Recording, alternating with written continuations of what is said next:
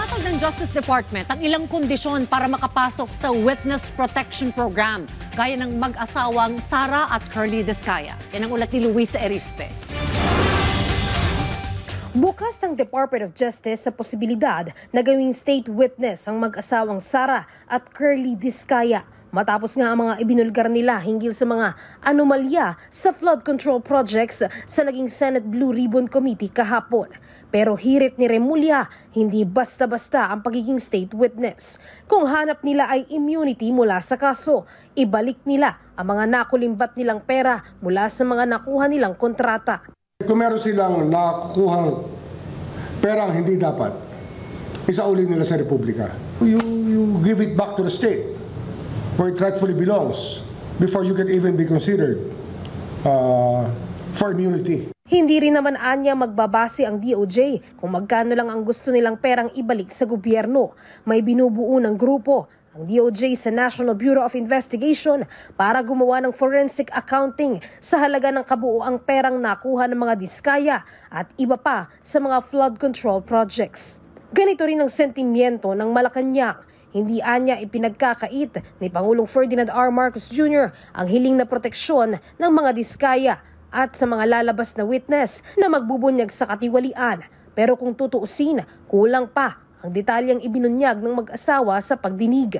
Mas magandaan niya, ibulgar na nila ang buong kwento. Ang gusto natin madinig sa lahat ay yung mga kailan, yung kabuuang kwento. Baka kasi nagiging selective lang sila at wala tayo nakikitang kailan nag-start. Ito bang mga binanggit nila from the time ng 2016 o ngayon lang? Meron bang naprotektahan o selective lang?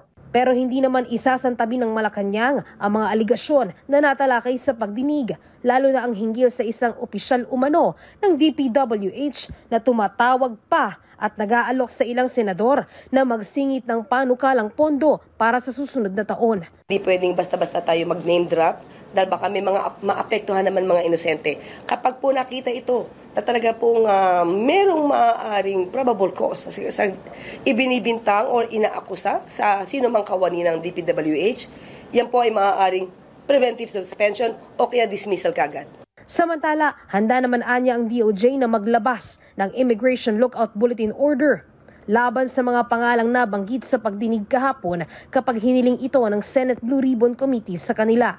Kahit ito pa ay opisyal ng ahensya, lider at miyembro ng Kamara o kawani ng gobyerno, walang sisinuhin ang DOJ. If it's in the names that are submitted to us, we will just act under the